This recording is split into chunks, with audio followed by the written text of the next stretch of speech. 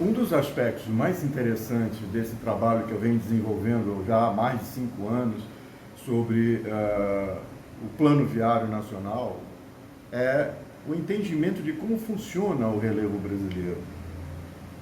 E isso é fundamental para definir como o sistema viário nacional foi planejado. Ele não foi feito aleatoriamente. Não. Para que isso acontecesse, né, o planejador público brasileiro teve que fazer um levantamento, não só um levantamento, mas teve que ter um entendimento muito profundo de como funciona o relevo brasileiro.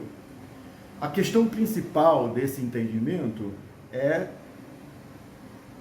como que geologicamente o relevo brasileiro foi formado. Ele foi formado através de milhões de anos de eras geológicas, de chuvas intensas, né, que funcionam como um sistema, né, que eu estou chamando aqui o sistema relevo e clima.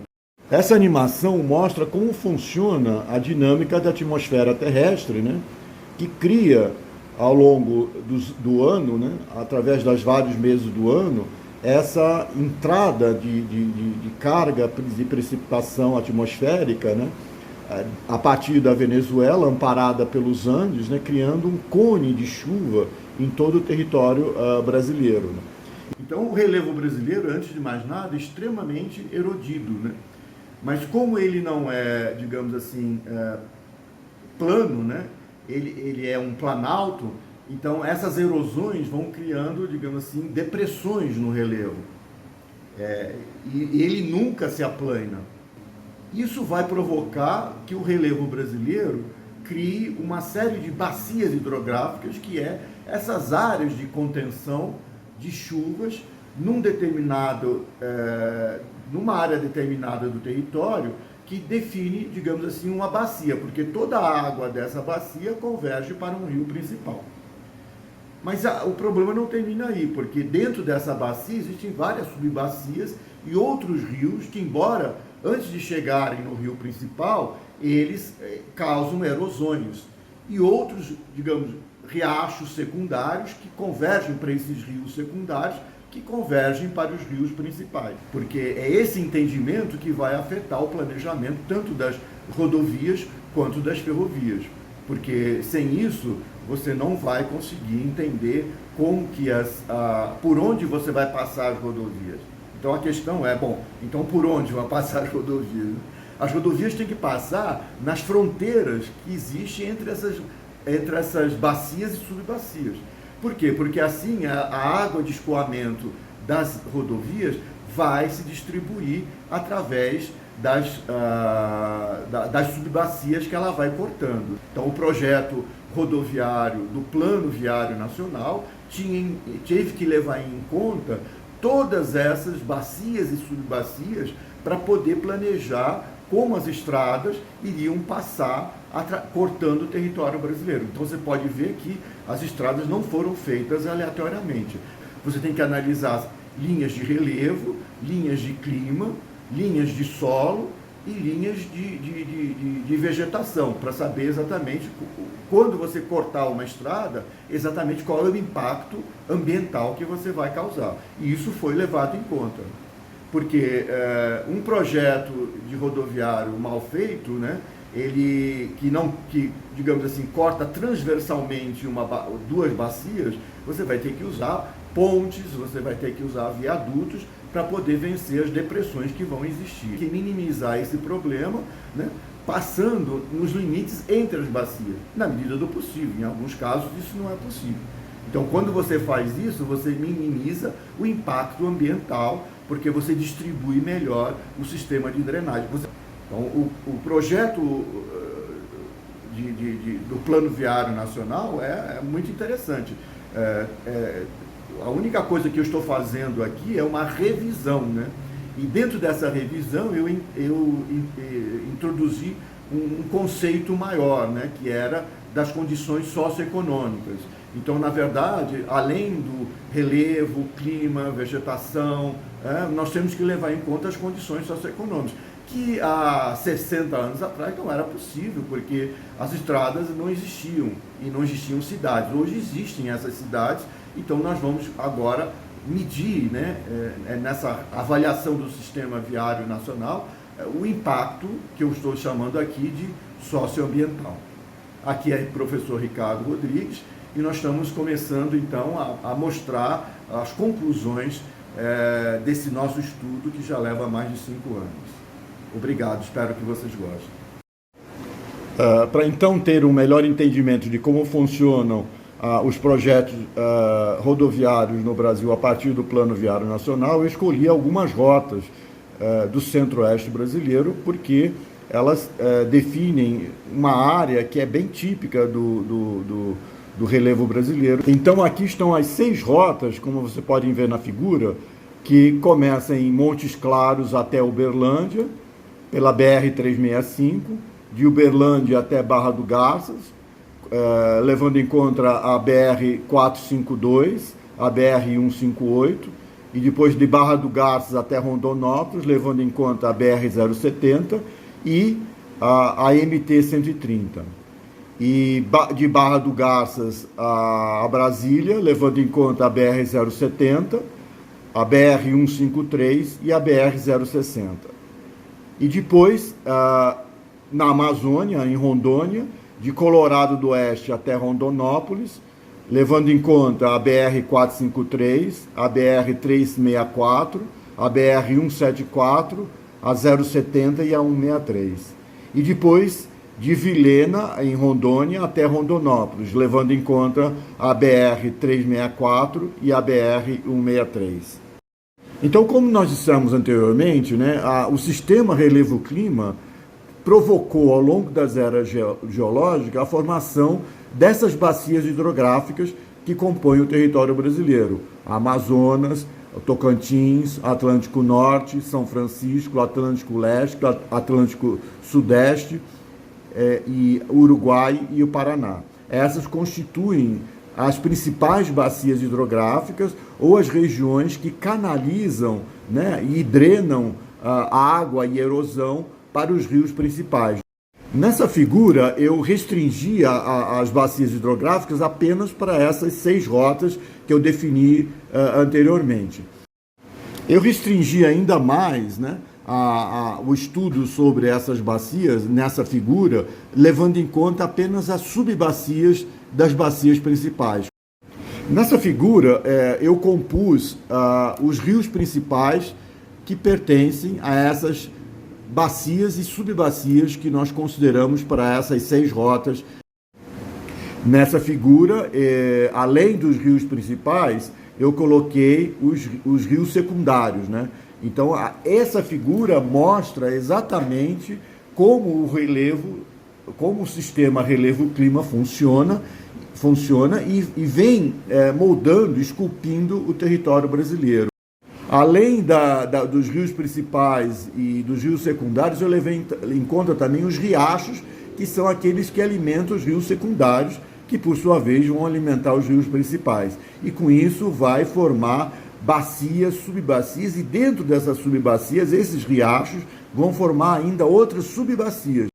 Essa figura mostra a primeira rota entre Montes Claros e Uberlândia, demonstrando esse ponto que nós queremos apresentar, que as estradas do Plano Viário Nacional foram seguindo a linha de divisória entre as bacias e subbacias hidrográficas brasileiras. Na figura abaixo, à direita, se pode ver o nível de declividade dessa rota, mostrando as irregularidades do terreno brasileiro. Esse ponto maior de declividade é o Rio São Francisco, que lidera o nível de erosão do Planalto brasileiro nesse trecho.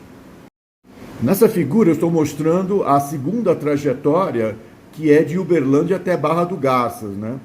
Que aqui você pode ver que a BR-365 se desvia em direção à BR-158, usando para isso a BR-452.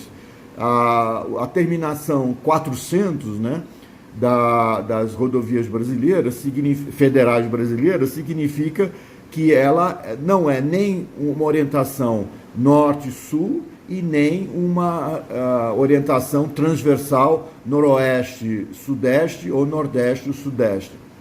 Ela é uma ponte que liga duas orientações, que podem ser norte-sul, leste-oeste ou transversal, dessas rios secundários, no caso o rio Paranaíba. Dá para ver que da BR-365 até a BR-158, através da 452, o planejador do projeto viário nacional teve que procurar essas nesgas, essas pontes que ligam essas bacias e subbacias. Nesse trecho, nós estamos mostrando a ligação entre Barra do Garças e Rondonópolis, indo pela BR-070 em direção à Primavera do Leste até Campo Verde, né? Já nas imediações do Rio das Mortes. Então você pode ver que a BR-070 ela tem essa função de ligar duas bacias hidrográficas, ao norte a bacia do rio Araguaia e ao sul a bacia do rio Paraguai, e também as bacias do rio Paraná. Essa estrada ela tem uma função muito importante, né? Porque ela vai criar uma linha de homogeneização do terreno entre várias bacias. Nesse trecho eu estou mostrando o trecho que vai de Barra do Garças até Brasília, né?